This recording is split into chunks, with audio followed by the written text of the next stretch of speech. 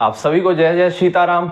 आज हम वीडियो में बात करेंगे अगले वाले टॉपिक में, जो कि है इलेक्ट्रोस्टैटिक इंडक्शन। उससे रिलेटेड हम सारे बेसिक्स कवर कर लेंगे। उसके बाद हम डिस्कस करेंगे कि दो स्फीयर्स को कैसे अपोजिटिवली चार्ज किया जाता है। उसके बाद हम डिस्कस करेंगे किसी एक स्फीयर को हम पॉजिटिवली चार्ज कैसे कर सकते हैं। ये 3 टॉपिक्स बेसिक तरीके से हम डिस्कस करेंगे। अगर ये वीडियो आपको अच्छा लगेगा तो वीडियो को लाइक कर देना और कमेंट में अपनी सारी जो तकलीफें हैं, जो भी परेशानी आप अगर फेस करते हैं वाइल स्टडिंग, वो आप कमेंट डाउन कीजिए। हो सके तो मैं आपको हेल्प जरूर कर सकूंगा, क्योंकि कमेंट में भी मुझे पता चलेगा कि किस टाइप के लोग में किस टाइप के सिचुएशन से होके निकल रहे हैं। जो भी आपको प्रॉब्लम फेस कर रहे हैं व्हेन यू आर स्टडिंग, आपको कमेंट सेक्शन में मुझे जरूर बताना कि क्या क्या आप प्रॉब्लम फेस कर रहे हो पढ़ाई करते वक्त। उससे मैं क्या करूंगा कि कोशिश करूंगा जो भी सॉल्यूशन हो आपको प्रोवाइड कर सकूं, या मैं कमेंट में कर दूंगा या आपके लिए स्पेसिफिकली वीडियो भी लेकर आ जाऊंगा।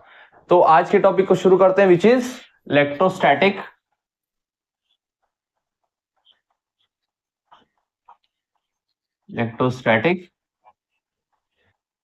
इंडक्शन।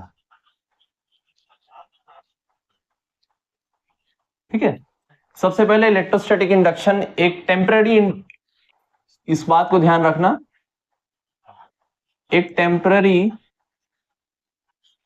इलेक्ट्रिफिकेशन है। किसका? कंडक्टर का, ऑफ कंडक्टर। इससे परमानेंट इलेक्ट्रीफाई नहीं किया जा सकता, थोड़ी देर के लिए इलेक्ट्रीफाई किया जा सकता है। और ये किससे होता है? एक एक्सटर्नल एजेंट की मदद से होता है, with the help of external agent. ठीक है, इसमें इंड्यूस्ड चार्ज होते हैं, इंड्यूस्ड चार्जेस प्रेजेंट होते हैं और इंड्यूसिंग चार्ज होते हैं। ये आपको ब्रीफ आइडिया देने के लिए मैं यहां पे बोर्ड में पहले लिख देता हूं।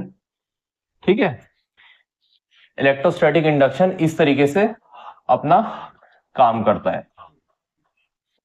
अब आ जाते हैं कि कैसे करता है। मेन चीज ये इंपॉर्टेंट है। सपोज एक कंडक्टर है, ठीक है, एक स्टैंड पे है ये कंडक्टर।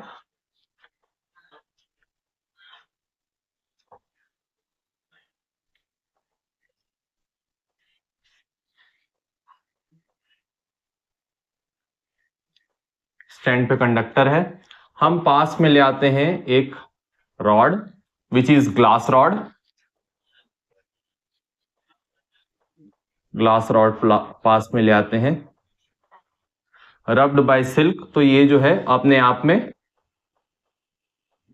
पॉजिटिव चार्ज कैरी करता है। ठीक है, इसके पास पॉजिटिव चार्ज है। और देखिए, ये जब कुछ देर तक इस कंडक्टर के पास होगा, ये जो ग्लास रॉड है, ये जब इस कंडक्टर के पास रहेगा, ये सारा कुछ इंसुलेटिंग मटेरियल है। नीचे जो स्टैंड है वो पूरी तरीके से इंसुलेटेड है, इंसुलेटिंग मटेरियल स्टैंड है ये। ठीक है, अब देखिए, जब ये पॉजिटिव ग्लास रॉड एक कंडक्टर के पास आएगा तो विद इन फ्यू सेकेंड्स यहां पे जो है पोलैरिटी चेंज हो जाएगी। यहां पे नेगेटिव चार्ज एक्यूमुलेट होना स्टार्ट कर देंगे, because like charges repel each other and opposite charges attract each other.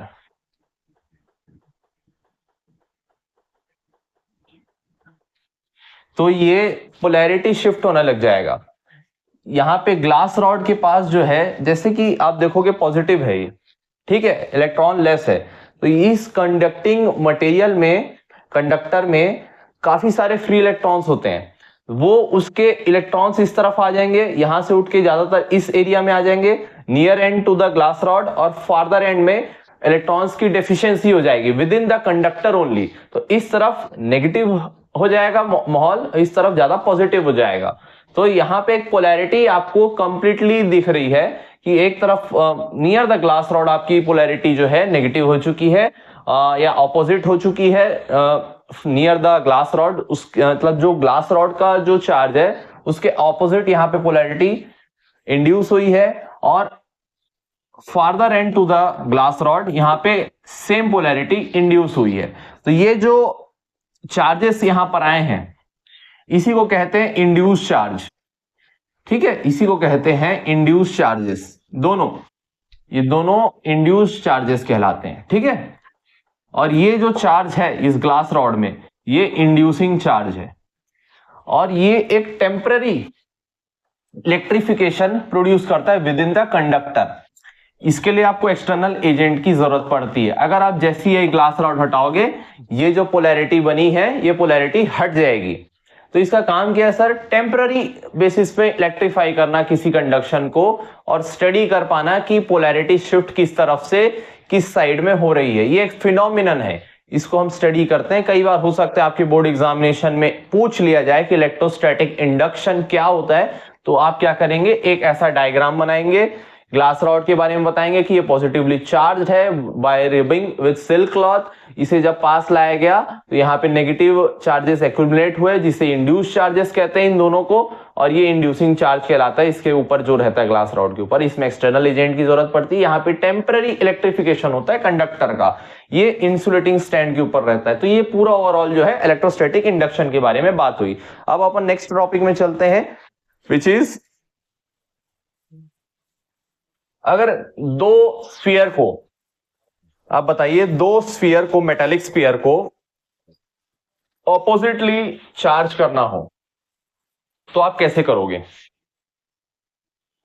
वो हम डिस्कस करेंगे with the help of without touching. मतलब किसी से आपको सर्किट से कनेक्ट नहीं करना है उन दो मेटालिक स्फीयर्स को, लेकिन आप उन दोनों मेटालिक स्फीयर को आपको क्या करना है, ऑपोजिटली चार्ज करना है। कैसे करेंगे, with the help of induction.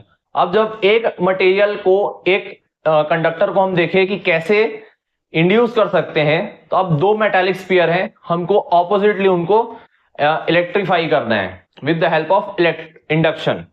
आइए इसको देखते हैं। दो स्फीयर को हमको ऑपोजिटली जो है इलेक्ट्रीफाई करना है। सपोज ये पहला स्फीयर है, ठीक, ये एक स्टैंड में है और इसी से अटैच्ड एक दूसरा स्फीयर है।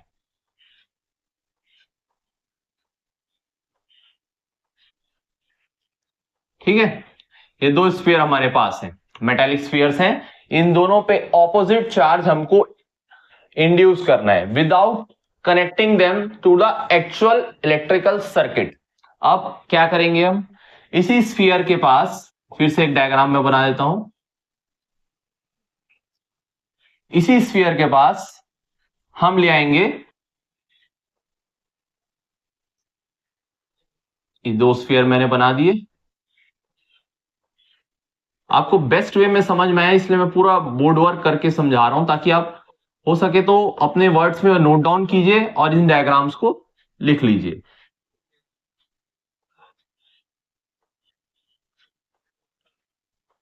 अब यहां पर हम ले आते हैं एक glass rod which is positively charge. पिछले केस में भी देखे थे हम पॉजिटिवली चार्ज। पॉजिटिवली चार्ज कैसे करेंगे, इसको सिल्क क्लॉथ से अच्छे से कुछ मिनट तक रब कर दीजिए, उसके इलेक्ट्रॉन्स सिल्क क्लॉथ पे चल देंगे और ये इलेक्ट्रॉन लेस हो जाएगा, डेफिशिएंट हो जाएगा, तो पॉजिटिवली चार्ज हो जाएगा। क्या है ये, ग्लास रॉड। ये क्या है, दोनों मेटालिक स्फीयर्स हैं।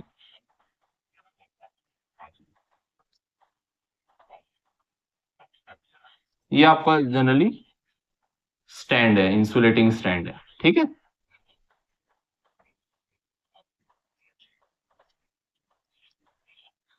अब देखिए यहां पे भी इंडक्शन का फिनोमिना होगा। यहां पे जो है negatively charge, negative charges accumulate होना स्टार्ट हो जाएंगे इधर से इस तरफ। यहां पे क्या हो जाएगा, पॉजिटिव चार्जेस का इंडक्शन स्टार्ट हो जाएगा। यहाँ के सारे जो इलेक्ट्रॉन्स थे इस तरफ आ गए, तो इस तरफ का एंड जो है बीच में ट्रांजिशन जो होता है, एक्सट्रीम एंड्स की बात कर रहे हैं, जैसे उस कंडक्टर पे एक्सट्रीम एंड्स की बात किए थे, तो यहाँ पे नेगेटिवली चार्ज की अधिकता हो जाएगी, यहाँ पे पॉजिटिवली चार्ज की अधिकता हो जाएगी। अब तीसरे स्टेप में हमको क्या करना है, ये पहला स्टेप था, स्टेप 1A, स्टेप 2B। अब तीसरे स्टेप में आपको क्या करना है, ये जो ग्लास रॉड है उसको तो आपको नहीं हिलाना है, ग्लास रॉड को वैसी का वैसा ही रखना है, उसी तरफ रखना है।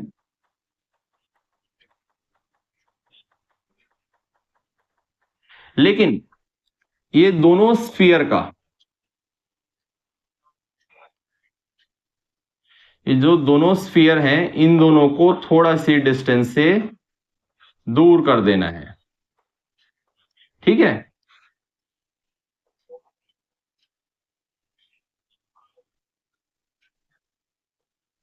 थोड़े डिस्टेंस से इन दोनों को दूर कर देना है। अब देखिए यहां पे नेगेटिवली चार्ज जो है वो तो है ही है, यहां पे भी जो पॉजिटिव चार्ज है वो रहेगा।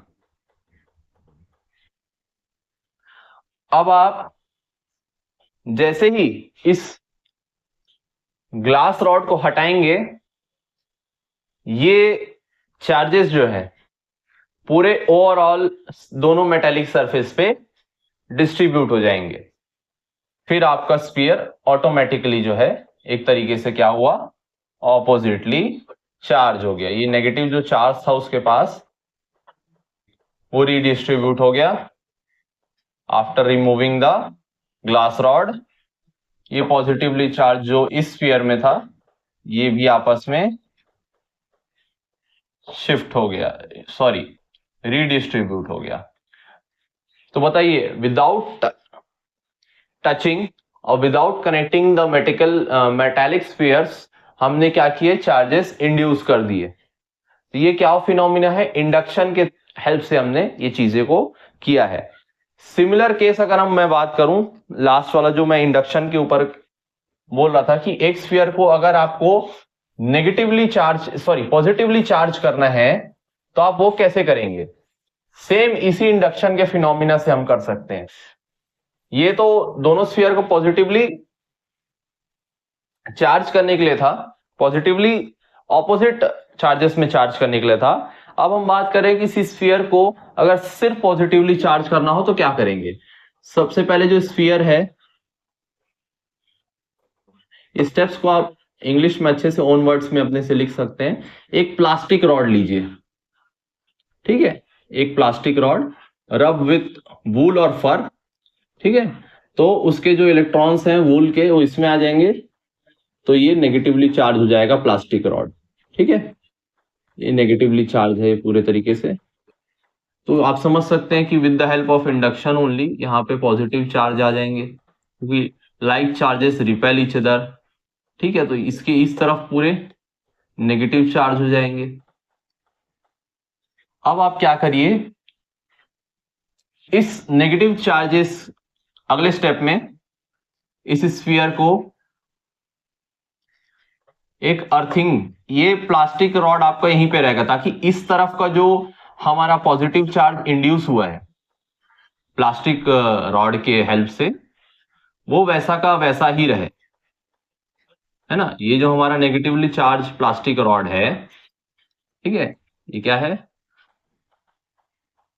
प्लास्टिक रॉड नेगेटिवली चार्ज है।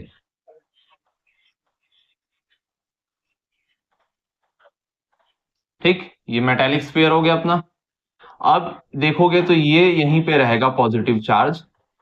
इसके इस एंड में आप क्या करो, अर्थिंग कर दो, इसको अर्थिंग कर दो। ये जो सारे नेगेटिव चार्जेस हैं वो अर्थ में चले जाएंगे, ठीक है। अब जो तीसरा स्टेप है उसमें आप क्या करिए, इस रॉड को, प्लास्टिक रॉड को आप हटा दीजिए। उसके बाद क्या होगा, ये जो चार्जेस इंड्यूस हुए थे पॉजिटिवली चार्ज, वो पूरे मेटालिक स्फीयर के सरफेस पे रीडिस्ट्रीब्यूट हो जाएंगे। देखिए इस तरीके से वो रीडिस्ट्रीब्यूट हो जाएंगे।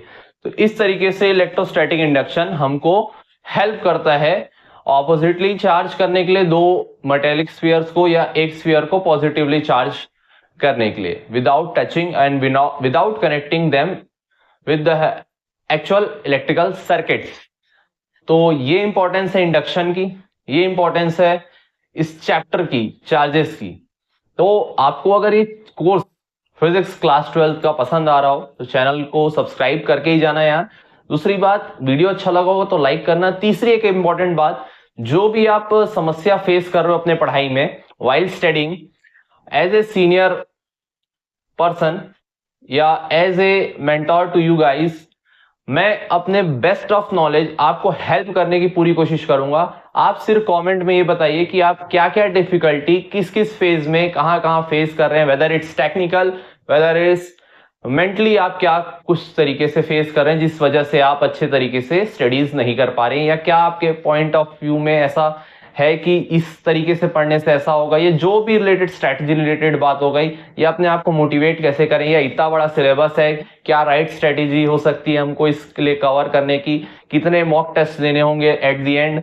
तो ये सारी बातों में जो भी आपको डाउट्स लग रहे हैं उस सारे डाउट्स को जो है आप कमेंट्स में लिखिए, मैं उनका जवाब जरूर दूंगा। ठीक है जी, नेक्स्ट इस कोर्स के सीरीज को आगे बढ़ाएंगे। आगे चल के हम कंजर्वेशन ऑफ चार्जेस और चार्ज, इलेक्ट्रिक चार्ज और इलेक्ट्रिक मास के ऊपर हम डिफरेंस को भी स्टडी करेंगे। उसके बाद हम डिस्कस करेंगे Coulomb's law, Coulomb's law in vector form भी हम डिस्कस करेंगे, कहां कहां वैलिड है कुलम्स लॉ ये भी डिस्कस करेंगे। उसके बाद डाइलेक्ट्रिक कांस्टेंट और परमिटिविटी या रिलेटिव परमिटिविटी भी जिसे कहते हैं उसके बारे में भी डिस्कस करेंगे नेक्स्ट आने वाले लेक्चर में। उसके बाद के जो लेक्चर्स होंगे उसमें हम बहुत सारे, कम से कम 15 न्यूमेरिकल्स इस कुलम्स लॉ और रिलेटिव परमिटिविटी के बेस पे हम डिस्कस करते हुए नजर आएंगे। अच्छे क्वालिटी न्यूमेरिकल्स जिसको आप CBSE board as well as JEE mains और नीट में आने की पूरी संभावना है, वो आपको बेस्ट अपने वर्जन की ओर लेकर जाएंगे। ठीक है जी, तब तक के लिए धन्यवाद।